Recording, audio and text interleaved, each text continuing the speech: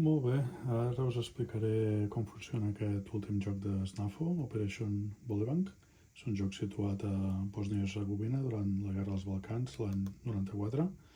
Aquest és el manual que ja hem ensenyat en algun altre vídeo, excel·lent, l'exemple del joc. I aquí tenim posat sobre la taula com es jugaria. Aquí tenim el mapa, en aquesta zona. Aquesta d'aquí és la carretera que han de seguir el comboi danès fins a arribar a la posició sueca, Tango 2. Aquí tenim la matriu d'ordres, que ara anirem executant. Aquí tenim la taula de danys en els tancs propis. I aquí, en aquesta taula, tenim les condicions de victòria i la seqüència de joc. La seqüència del torn, el torn el marcarem aquí. Hi ha 20 torns de partida, però tenim un marcador que és en quin torn hem d'haver arribat a Tango 2 per aconseguir la victòria operacional. Aquest marcador pot ser que vagi endarrere o endavant i hem d'aconseguir abans que el número de torn arribi on es troba aquest, haver dut 2 tancs fins a Tango 2. A banda d'això, la partida pot continuar fins al torn 20 intentant netejar els tracks d'armament dels serbobosnis per aconseguir, en aquest cas, la victòria tàctica. I aquí, a les Rules of Engagement, hem d'intentar que es mantinguin, per aconseguir la victòria política hem d'intentar que es mantinguin per sobre del punt on hem marcat l'inici del foc, i si volem la victòria estratègica necessitem que el marcador no comenci a fer foc fins que arribem a aquest nivell d'aquí, que és el de foc sense restricció. Com funciona el torn? Doncs el torn sempre comença agafant 2 marcadors d'armes d'atac d'aquí, a l'atzar, els hem barrejat.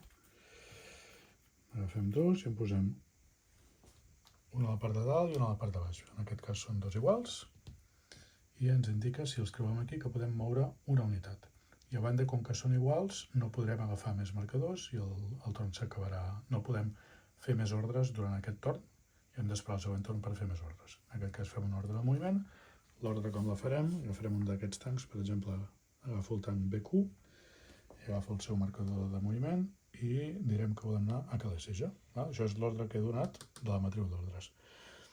En aquest cas, com que les 2 armes són iguals, hem de parar, posem els marcadors d'armament aquí i passem a la següent fase, que és execució.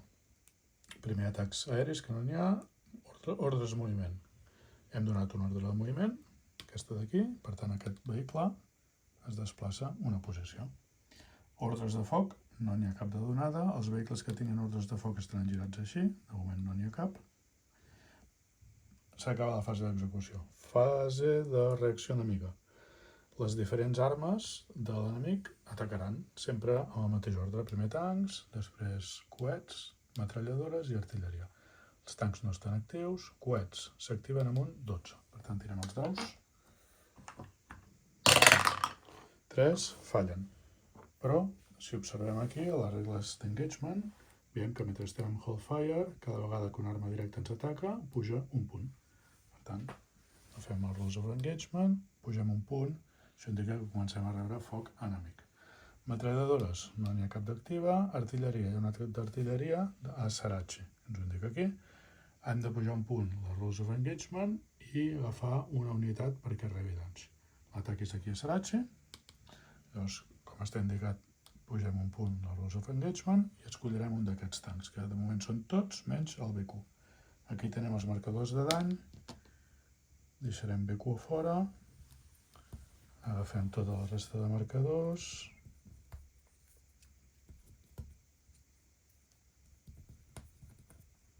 i barrejats, n'agafem un a l'atzar, com veieu per darrere són iguals i els posem amb la resta de marcadors que tenim aquí, algun que s'ha girat, i queden aquí barrejats. Quan aquest aparegui,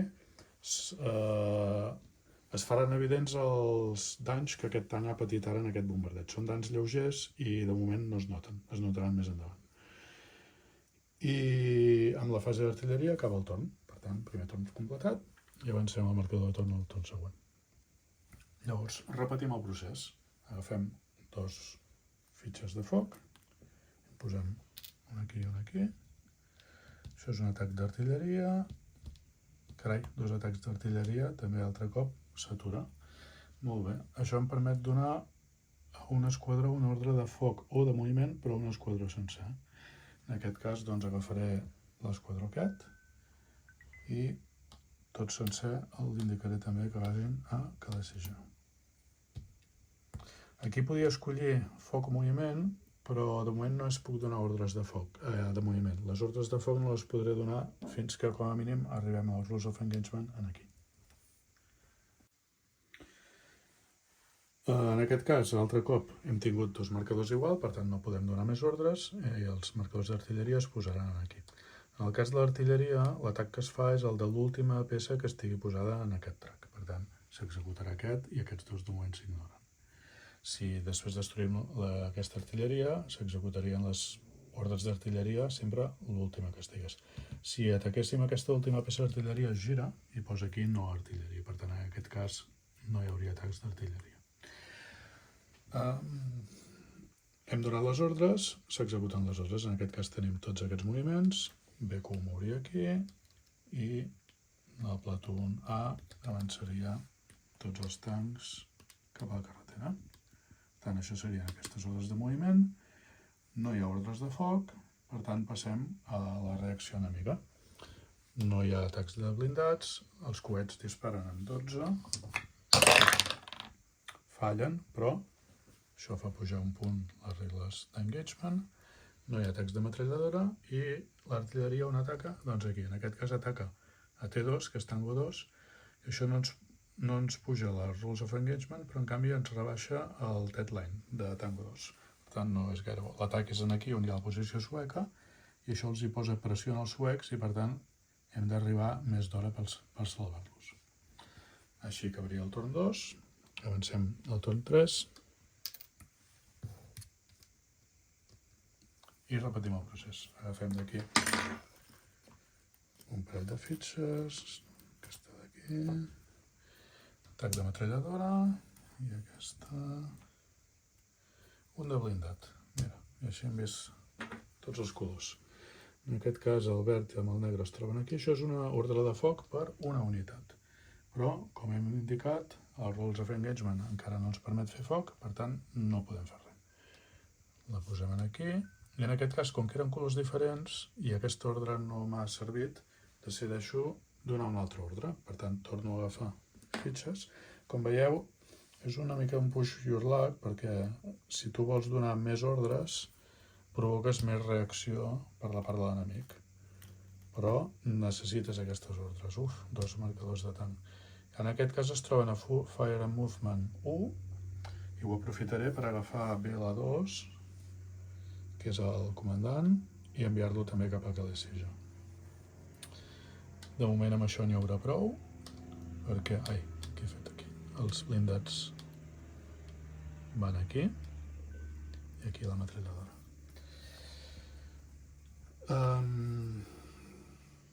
De moment paro d'agafar ordres. Mentre no surtin dos colors igual, es poden agafar totes les ordres que es vulgui, però clar, de seguida començarem a tenir més marcadors enemics en el track d'armes i com veieu, com més n'hi ha, més fàcil és que després acabin atacant un blindat, perquè els números van baixant.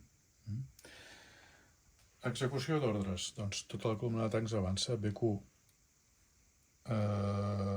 aquí BQ quan arribava s'havia d'agafar un d'aquests marcadors, com indica aquestes fletxes, que són aquests d'aquí. Per tant, se n'agafa un a l'atzar i pel cantó que caigui es posa així. Això ens indica que aquí pot haver-hi atacs de metralladora i de coets.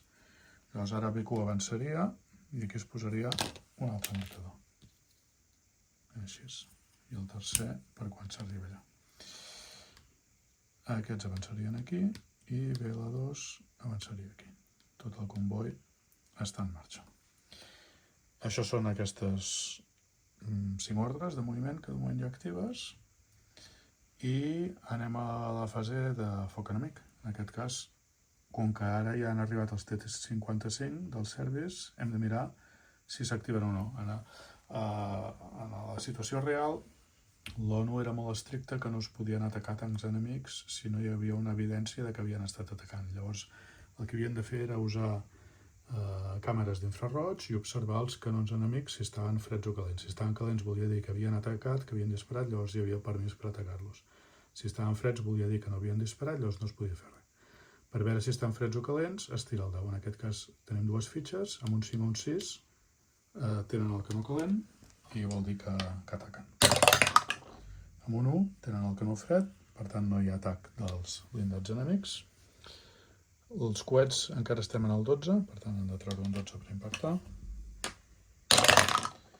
12, hi ha un impacte, perfecte, així veurem. Perfecte per veure els efectes del dany, tot i que no és una bona tirada pel jugador.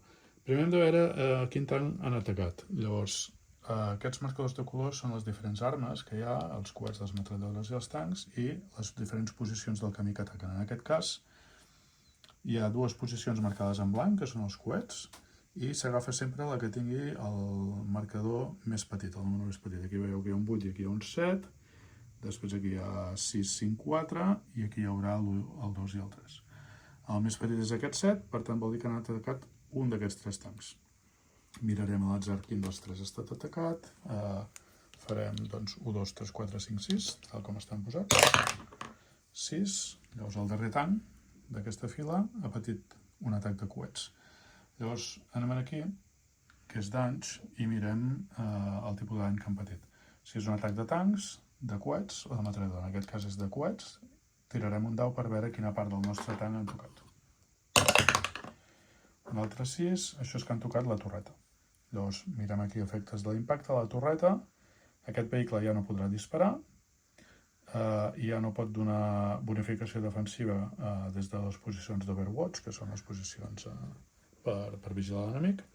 A més, en aquest moment quedarà stun, vol dir que la resta del torn no pot fer res, i el comandant del tanc s'ha de destapar. El que estigui destapat vol dir que si posteriorment aquest tanc és atacat per metralladores, pot ser que matin el comandant.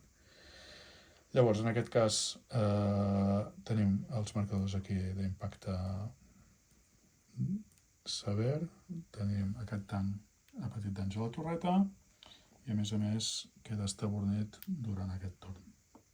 Això vol dir que el proper torn, a la fase d'execució d'ordres, aquest tanc no podrà fer cap ordre, perquè estan estabornits per l'impacte. El fet de tenir un tanc amb danys severs és una de les condicions de victòria. Voldrà dir que aquest tanc, per poder tenir una victòria tàctica, haurà de tornar a Sarachi. No es pot quedar aquí al mig. Si un tanc rep 2 impactes severs en la mateixa localització, queda destruït i el jugador automàticament perd la partida. Per tant, això realment ara mateix no és gaire bo. Bé, això era l'impacte dels coets.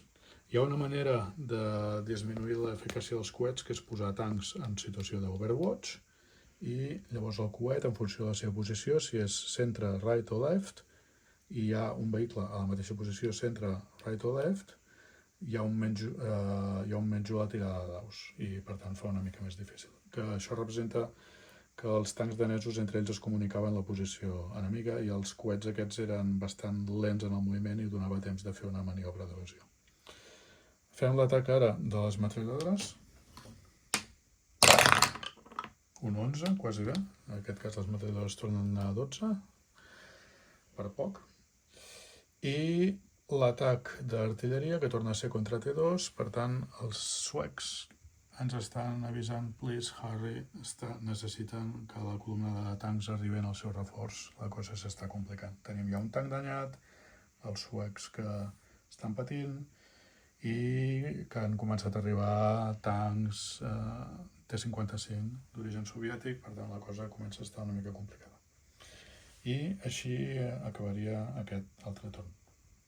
No continuaré ara fent tota la partida, tot i que veieu que no és excessivament lenta. El que és interessant aquí és veure determinades coses. Per exemple, en aquest cas la situació de Tango 2 no és gaire bona, per tant una tàctica que es podria seguir és continuar traient cheats d'atac fins que en torni a sortir un de taronja i això canviï,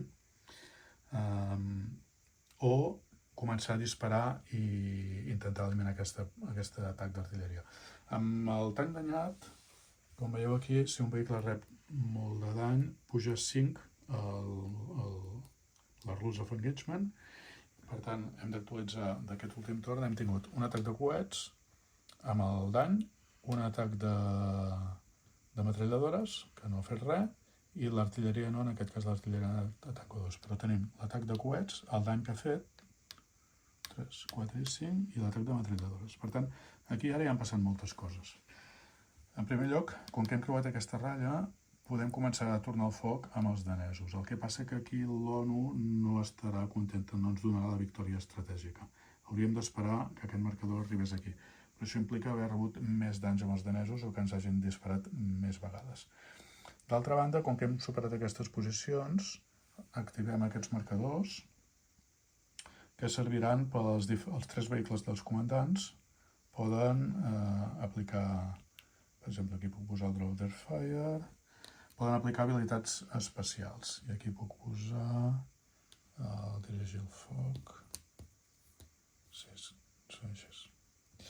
Quan el vehicle en concret es trobi a la posició, per exemple, QL3 es trobi a OPN, per tant, si aquest tanc QL3 se'n va aquí a OPN, en qualsevol moment el jugador pot activar aquesta habilitat, un cop gastada l'habilitat se'n va aquí. Les habilitats gastades es recuperen si a la matriu els 2 marcadors d'armes tenen el mateix color. Per tant, tenir el mateix color d'una banda perjudiquen que el torn acaba sí o sí, però l'altra, si tens habilitats gastades, les pots recuperar i tornar-les a posar aquí. Cada habilitat la podeu posar a 2 llocs diferents. Aquesta pot anar aquí, aquesta pot anar aquí o aquí, i la darrera, que encara no està activa, pot anar aquí o aquí. En el moment que s'activa, heu d'escollir quina de les dues voleu posar. I recordeu que només es pot executar si el vehicle es troba en la localització indicada. Per tant, aquí hi ha una mica de tàctica també d'escollir quin tipus d'habilitat voleu fer en funció de cap on aniran els vehicles. Com que BL2 l'he indicat que vagi a Calisija, escollo aquesta habilitat que es fa a Calisija. L'altra habilitat de BL2 es faria a OPN, que es troba en aquest gir de la carretera. Per veure com es fan els trets, podem fer un últim torn d'aquest exemple, on ja activarem els atacs danesos. Farem un torn 4, agafo 2 marcadors, això sempre va igual, un d'artilleria, i ara canviaran, ja no atacaran tanc 2, passaran a atacar Calisija, per tant ens va bé per calmar una mica els suecs, i un marcador de coets. Aquests es troben, mira, precisament a fire de tot un plató, ens va perfecte. Llavors, dono un ordre de foc i donaré l'ordre a tot aquest plató, perquè són 3 tancs, tot i que aquest ja no podrà disparar perquè té la torreta danyada, almenys els altres 2 amb una sola ordre els hi puc donar l'ordre. Llavors, els marco que tenen l'ordre de foc, aquest també rebrà l'ordre de foc, però no podrà disparar, ja, en tota la partida. Les ordres venen totes des d'aquí, que és on hi ha el jugador, en aquest vehicle, i han de passar per ràdio, passen d'aquí a aquí un d'aquests, i d'aquest passen a un d'aquests altres.